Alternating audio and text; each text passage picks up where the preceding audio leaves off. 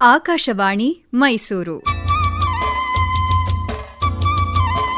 ಸಾಧಕರ ಸೋಪಾನ, ಕರ್ನಾಟಕದ ಹಲವು ವಿಶಿಷ್ಟ ಸಾಧಕರ ಜೀವನ ಚಿತ್ರಗಳ ಮಾಲಿಕೆ.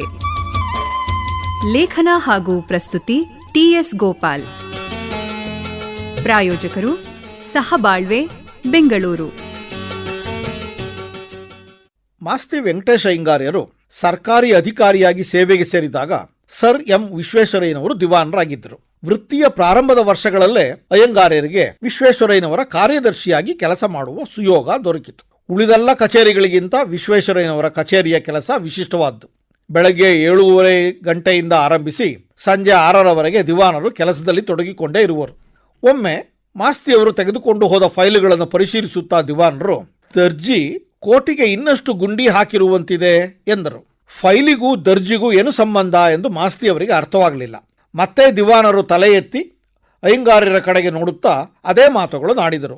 ಆಗ ಮಾಸ್ತಿಯವರಿಗೆ ತಾವು ಕೋಟಿನ ಮೇಲುಗುಂಡಿಯೊಂದನ್ನು ಮಾತ್ರವೇ ಹಾಕಿಕೊಂಡಿದ್ದುದು ಅರಿವಾಯಿತು. ಬೇಗನೆ ಗುಂಡಿಗಳನ್ನು ಹಾಕಿಕೊಂಡು ನಿಂತ ಅವರನ್ನು ನೋಡಿ ದಿವಾನರು ಮುಗುಳ್ನಕ್ಕು ದಟ್ಸ್ ಲೈಕ್ ಎ ಗುಡ್ ಬಾಯ್ ಎಂದರು. ಇನ್ನೊಂದು ದಿನ ಮಾಸ್ತಿಯವರು ಟೈ ಕಟ್ಟಿಕೊಂಡು ಹೋಗಿದ್ದರು. ಇದೇನು ವೇಷದಲ್ಲಿ ಹೊಸತನ ಕಾಣಿಸುತ್ತಿದೆಯಲ್ಲ ಎಂದ ದಿವಾನರು ಅಯ್ಯಂಗಾರ್ಯರನ್ನು ಹತ್ತಿರ ಕರೆದು, ಟೈ ಚೆನ್ನಾಗಿದೆ, ಆದರೆ ಕಟ್ಟಿಕೊಂಡಿರುವ ರೀತಿಯಲ್ಲಿ ಸ್ವಲ್ಪ ತಪ್ಪಿದೆ ಎಂದು ಟೈಯನ್ನು ಬಿಚ್ಚಿಸಿ ಟೇಬಲ್ನ ಮೇಲೆ ಇರಿಸಿ ಅದನ್ನು ಗಂಟು ಕಟ್ಟುವ ಬಗೆಯನ್ನು ವಿವರಿಸಿ ತೋರಿಸಿದರು.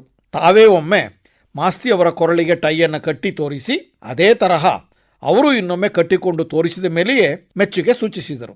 ವಿಶ್ವೇಶ್ವರಯ್ಯನವರ ಕಾರ್ಯದಕ್ಷತೆ, ಶ್ರದ್ಧೆಗಳು ವೆಂಕಟೇಶ ಅಯ್ಯಂಗಾರ್ಯರ ಮನಸ್ಸಿನ ಮೇಲೂ ವೃತ್ತಿ ಜೀವನದಲ್ಲೂ ಬಹುವಾಗಿ ಪ್ರಭಾವ ಬೀರಿದ ಅಂಶಗಳಾಗಿವೆ. ಆಗಿನ ಅಧಿಕಾರಿ ವಲಯಗಳಲ್ಲಿ ವಿಶ್ವೇಶ್ವರಯ್ಯನವರ ಬಗೆಗೆ ಅಸಮಾಧಾನದ ಅಲೆಗಳು ಏಳತೊಡಗಿದ್ದವು. ಶೇಷಾದ್ರಿ ಅಯ್ಯರ್ ಅವರು ದಿವಾನರಾಗಿದ್ದ ಕಾಲದಿಂದಲೂ ಮೈಸೂರು ಸಂಸ್ಥಾನದಲ್ಲಿ ಸೇವೆ ಸಲ್ಲಿಸುತ್ತಿದ್ದ ಬಹುತೇಕ ಹಿರಿಯ ಅಧಿಕಾರಿಗಳು ತಮಿಳುನಾಡಿನಿಂದ ಬಂದವರಾಗಿದ್ದರು. ಅವರಿಗೆಲ್ಲ ವಿಶ್ವೇಶ್ವರಯ್ಯನಂತಹ ಕನ್ನಡಿಗನೊಬ್ಬ ದಿವಾನನಾದದ್ದು ರುಚಿಸಿರಲಿಲ್ಲ.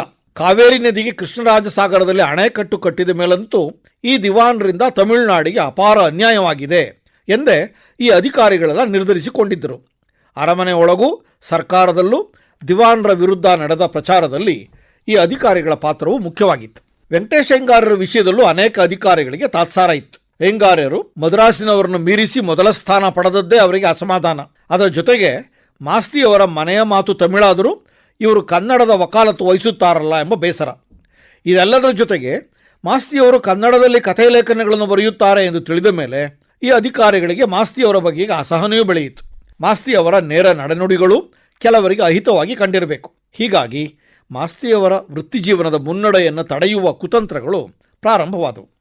ಸಂಸ್ಥಾನದಲ್ಲಿ ತೆರವಾದ ಮಂತ್ರಿ ಪದವಿಗೆ ಹಿರಿಯ ಅಧಿಕಾರಿಯಾದ ವೆಂಕಟೇಶ ಅಯ್ಯಂಗಾರ್ಯರೇ ನೇಮಕಗೊಳ್ಳಲಿದ್ದಾರೆ ಎಂದು ಎಲ್ಲರೂ ಭಾವಿಸಿದ್ದರು. ಈ ಬಗ್ಗೆ ದಿವಾನರನ್ನು ಹೋಗಿ ಕಾಣುವಂತೆಯೂ ಅಯ್ಯಂಗಾರ್ಯರ ಮಿತ್ರರು ಸಲಹೆ ನೀಡಿದ್ದರು. ಅಷ್ಟರಲ್ಲಿ ಅಯ್ಯಂಗಾರ್ಯರಿಗೆ ಅನಾರೋಗ್ಯವಾಗಿ ಆಸ್ಪತ್ರೆಯಲ್ಲಿ 7-8 ದಿನ ಕಳೆಯುವಂತಾಯಿತು.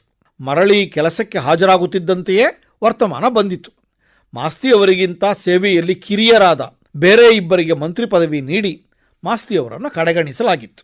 ತಮ್ಮ ವಿದ್ಯಾಭ್ಯಾಸದುದ್ದಕ್ಕೂ ಪ್ರಥಮ ಸ್ಥಾನವನ್ನು ಗಳಿಸಿಕೊಂಡು ಯಶಸ್ವಿಯಾದ ತಾನು 29 ವರ್ಷಗಳ ಕಾಲ ಸಲ್ಲಿಸಿದ ಸೇವೆಯನ್ನು ಸರ್ಕಾರ ಕಡೆಗಣಿಸಿತ್ತು.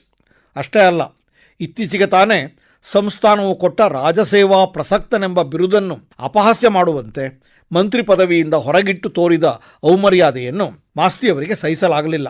ತಮಗೆ ನಿವೃತ್ತಿಯನ್ನು ನೀಡಿ ಸೇವೆಯಿಂದ ಬಿಡುಗಡೆ ಮಾಡುವಂತೆ ಅವರು ಸರ್ಕಾರಕ್ಕೆ ಪತ್ರ ಬರೆದು ರಜೆ ಹಾಕಿ ಕುಳಿತರು. ಮತ್ತೆ ಕಚೇರಿಗೆ ಹೋಗಲಿಲ್ಲ.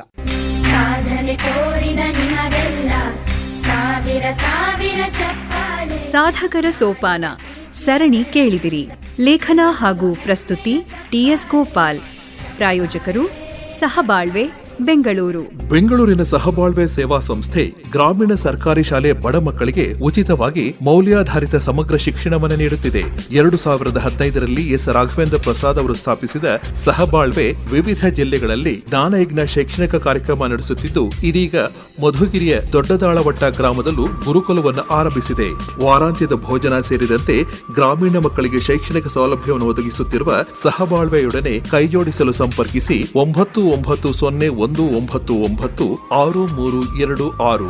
ಸಹಬಾಳ್ವೆ, ಬೆಂಗಳೂರು. ಈ ಕಾರ್ಯಕ್ರಮ ಆಕಾಶವಾಣಿ ಮೈಸೂರು ಕೇಂದ್ರದಿಂದ ಮೂಡಿಬಂತು.